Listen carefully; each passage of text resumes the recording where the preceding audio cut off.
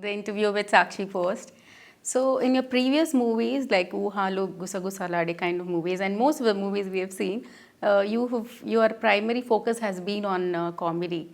So, from there to here, it's a huge shift, right? This is more of a serious role.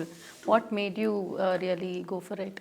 True, I think whenever I do comedy, it creates a very strong impression.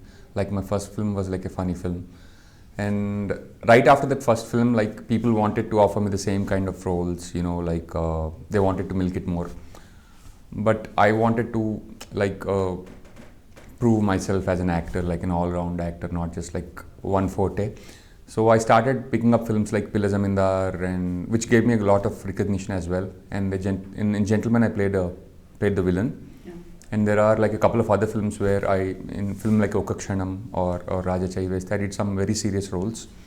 But the thing is, like, the impact, the life that a comic role has, other roles don't have. I mean, film does well. I mean, a good actor, he fits in the part, and then if it's not, it doesn't have a shelf life if it's not funny. So comic roles are like mostly what actors are remembered for. And I wanted to, like, whenever I get a chance, I want to break away from that image and do something like really interesting. And when this came up, it was one of those things, and I wanted to do it immediately. So, do you think if an actor is typecast, and if a viewer is used to seeing a person in a certain role continuously, like you said, you wanted to break away, you think audience will accept that person, or is it challenging? Does it become a challenge for the actor to prove his mettle as an actor, saying that, look, I can do much more than what I've been doing? I think it's a little bit of a sacrifice that the actor has to make. Like, you get offered a lot of work, and if your role is not significantly different from the roles that you have done before, there is a problem of you being typecast. But many of the times the roles are not like well written. What happens is the actor usually has to spend his personality. Like when there is not enough meat to it, you try to create something on your own, and your personality shows up. The real person that you are shows up, and that, I think, will get used up. So whenever, if you take up roles that are well written, I don't think you have the risk of being typecast. Only when there are roles that they require you to be there, and it's not well written, then you try to come up with something on your own, and there's not enough time to create something that's very different from you as a person, then you start getting used up as an actor. So I think as long as an actor can afford to wait for roles that are well written, I don't think he'll be typecast. But if you want to work every day and if you want to make a lot of money, you will get used up pretty yeah, also because, see, if you are hit comedian, perhaps, I mean, I'm just taking an example. So if you are that, and then you have that fear inside, will people accept you or not, will you be successful in this or not, that fear is also there. That's a huge risk, right, for an actor. Say that one more time.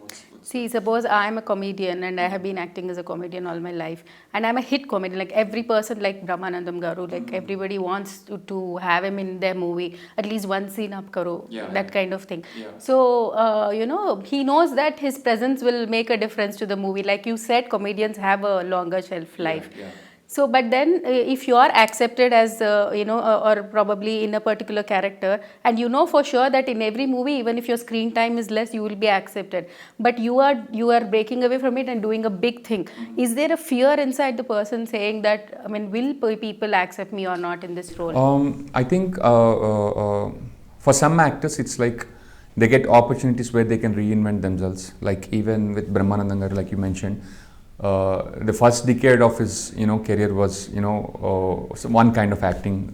Later, then with films like Money and all, like what's the other film, that road film where he plays Michael Jackson or something. So he got a chance to reinvent himself like time and again. That's why I think he has such a long career. Like even his acting style has changed. So I think if you can like provide that variety, definitely I think people will accept you. But if you still want to do what you've done in the first few years of your life as an actor, if you want to if you want that style to have that shelf life, I think it's going to be a little difficult. And yeah, but most of the roles, I think,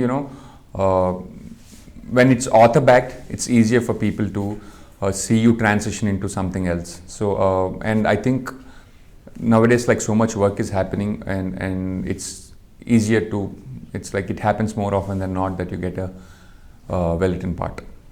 I think all credit, and actors, it's a very rewarding job, and also it's a very risky job. But I think most of the actors' credit should go to the writers and the directors. So even if an actor has an image change, or an actor is accepted in a role that is not that he has not done before, most of the credit should go to the brains behind creating that part. So you have been the brain behind writing movies also. So which role do you actually enjoy doing? Is it just is it acting, or you enjoy writing as well? I enjoy writing the most out of all things, because it's you're completely free to create whatever you want. It's all you need is a paper and a pen, either to write a film like Bahubali, or if you want to write a 1 crore film, it's still the same stationery cost. So you have no limits, you have no constraints. And I think that's where film, in my experience, a film is made on the writing table and the editing table. And real difference in cinema happens on the writing table. It's not getting like new equipment from a foreign country and like, Adding some VFX. yeah. That's fine. But it's not, I don't think it's the seed level difference in filmmaking. The difference happens in really innovative stories and new voices. So writing is what I enjoy the most of all these three things. Now that OTT has opened up avenues for people, I mean, do you think that you would be more of a writer and producer than an actor? Would you like to write more? Yeah, definitely. But like I said, I wasn't looking for interesting roles to play. I was just taking whatever is coming my way, and I'm just picking and choosing, like, this one's, something that I want to be a part of as an actor. And there will be roles that come my way like that, and I definitely want to do the thing. I enjoy acting. That's how I started. But so much work is happening these days, and there is like a lot of scope for you to tell the stories that you want to tell. So I would also want to bring my voice into storytelling a little more, because markets have completely changed. Like a film like Unheard would not be possible if there are not avenues for showcasing it. Like 10 years ago, I don't think it would have been possible. It's only the penetration of this OTT platforms into every household that's making stories like this possible. So there's more scope for people to, there's more leverage to tell innovative stories that wouldn't be commercially viable otherwise. Do you think OTT is more commercially viable these days when compared to theaters? Because their box office numbers speak, and sometimes people take time to actually know how the movie is done, and then it will take time for them to actually go and watch. Or probably the fate of a movie is decided in the first week. Or nowadays, the fate of the movie, at least the makers themselves say, the first day of the release, they want to have a success meet and call it a successful movie. So when things have really changed. Yeah. I mean, things have changed. Like they kept changing ever since like cinema came. Then once TV came, people said, okay, so now cinema, nobody's going to go to the theaters, but people still went to the theaters. Then cable TV came, and then they said, now it's death of theaters. Then the OTT platform. But I think the experience of watching a film in theaters is completely different, and I really enjoy watching a film in theaters. Like especially like films where you laugh a lot. It's like very different when you watch it in a theater than at your home. But I think there is also like a parallel industry where like stories that wouldn't be told in that can't get into theaters are being told. I think it's like we will strike a balance between this and that at one point eventually, is what I'm thinking. Okay. And see, social media has narrowed the gap between the artists and the fans. I mean, it's easier for them to react You will get instant appreciation. Of course, you're trolled as well. So, how regular are you on social media? And I am. I don't know. I mean, I don't. I'm not very active on social media. I have a very dead Twitter account, and yeah, I'm not. I check my Instagram sometimes, but I'm not like really active on social media that much. And sometimes there is a pressure of people telling you that whenever you create some work, if you have to show, like, you have to speak about it on social media. So it's kind of a trade-off, but I think it's like a lot more. You have a lot more peace in your life if you are not addicted to social media. But even every like, you create a certain following on one platform, and there's something cooler that comes, and then you create a certain following on that platform, and something even more cooler, and I don't think I can keep up with these new trends. Yeah. But there's this fear of missing out that's being coined. I mean, if you're not part of social media, then you're missing out on a lot of things and all. So, what is your take on that? Because actors now, even people who said they don't want to be part of the social media, they joined. Yeah. I mean, like you said, mostly because of their movie promotions. And yeah, I think they can connect to their fans. And also, you get people actually, suppose somebody sees Unheard and loves your character, they'll come back to your account and say, look, you did a great job. Part of it is true, but also there is again, like, you sell a certain kind of personality on social media. Like, there are actors who have become actors from their Instagram reels. Yeah. But when you do something on social media, you also have a strong image. It's not like you do one funny stuff and then you see it. It's not a platform where you can showcase your all-round abilities. It's just like one personality that clicks with people. So when you take it as a way to move your acting career forward, I think people would still want to see that one personality that clicks on social media, like more of it on screen. So I think it does limit you. It also gives you more opportunities, but it also limits you as an actor. But I think if you keep, I'm not thinking about how do I, because it's like changing so much. I don't want to think about it. I just want to do good work and and be known as a good writer, storyteller, actor, rather than somebody who is cooler on social media, so people would want to watch him on screen or things like that. Now, this concept of pan-India is kind of picking up. Like, every other movie is a pan-India movie, and every actor wants to be seen in every language. Like the other day, I was watching one, Kannada movie with all my Telugu family, and there are whistle-worthy dialogues that we are watching. Mm-hmm. It would sound very cool to me in my language, but it's not the same for them, because they can't think of that guy as the hero. For them, hero has to be Mahesh Babu, hero has to be Ram Charan, to even whistle and all that. So do you think people will really accept, this thing of pan-India, saying that, look, I want to release my movie in all the languages, and think that people will accept you? What do you think about it? What do you think is the reason behind making a pan-India movie these days? Because if a movie is absolutely brilliant, like there are Malayalam movies people are watching these days, there is no language barrier, you can still watch them with subtitles. So why do you actually need to go put that effort into dubbing movies? And because I am watching a Tamil movie in Telugu, because the others can't understand Tamil. So I can actually, when I see the lip movement, I know what she's trying to say, but the other person is enjoying the movie. More than watching a dubbed movie, isn't it better to watch an original movie?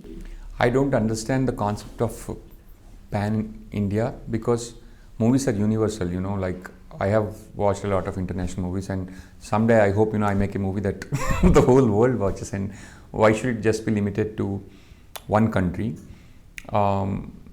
With that being said, I think it's also important to notice that South Indian films, which were restricted to just the southern part of India, are now being watched across India, and I think it's a great leveler in markets, but I don't see it anything beyond that.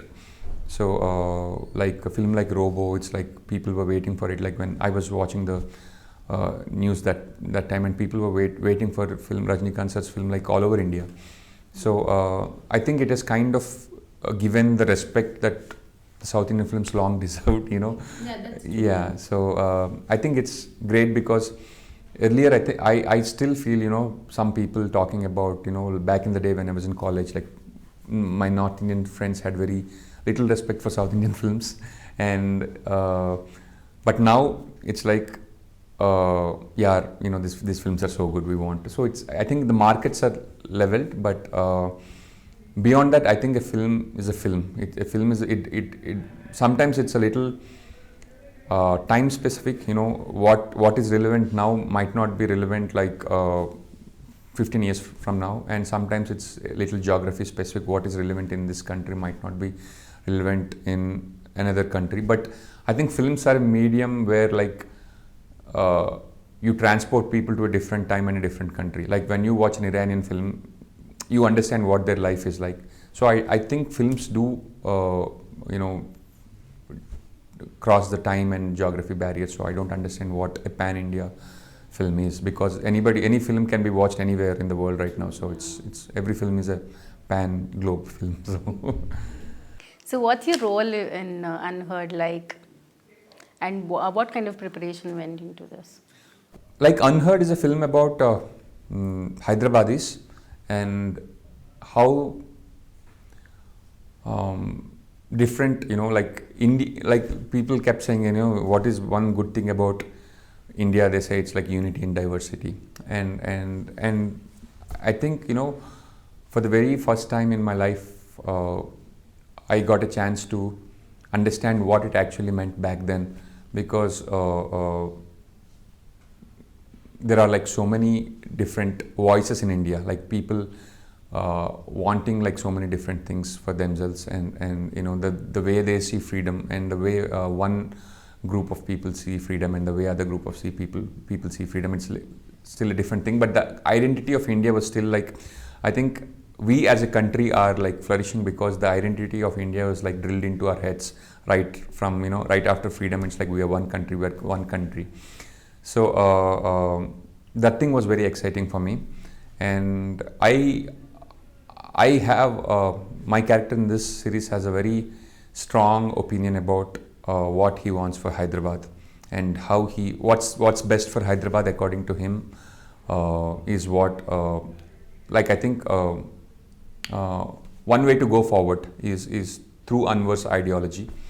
So that's one thing that got me really excited, and also one episode is in completely a language that I don't think I'll ever get to speak again on screen. I don't know. I mean, I'm still open to it, but that was also very exciting for me. And then I think we rehearsed this series for longer than we shot it for. So it was more about getting the language right. It was more about understanding where these people are coming from. So this is a very unique experience for me as an actor.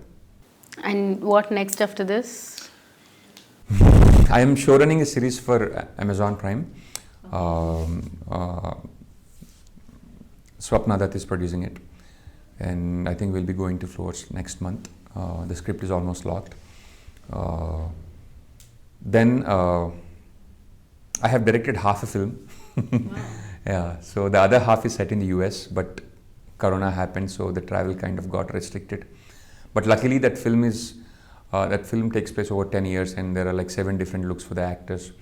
So I'm not really worried about continuity issues and actors looking different from what they were looking in the film. And so I'm very excited about that. That's a story that's very close to my heart. So these are the 2 things that are like there. Other than that, I want to write again and get back to telling a new story. So you like doing web series more or movies?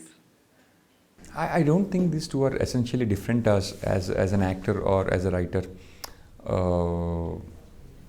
Would you be writing web series as well? I want to because I just like running this web series thing, and then I got a close opportunity to understand how a web series works and all. So and I also think that, you know, web series has a more flexibility. You can tell the stories that you wouldn't normally tell on screen. So I definitely want to explore that as a writer. But the reception to a web series, I mean, on an OTT platform, versus theater, how different is it? I don't know, like films are talked about, and I don't know if a web series will be talked about like 3 years from now. You know, people still recall films that they have seen like 4 or 5 years ago, like 20 years ago. Oh, that's a great film. I don't know if a web series has that kind of recall value, but wanting to have a recall value is also like a block. I think it comes from ego. But it has acceptance, and it doesn't have the risk of losing money if done well, because everything is like predetermined, and also I think it has a little more cushion to experiment with. Okay. Thank you so That's much. it.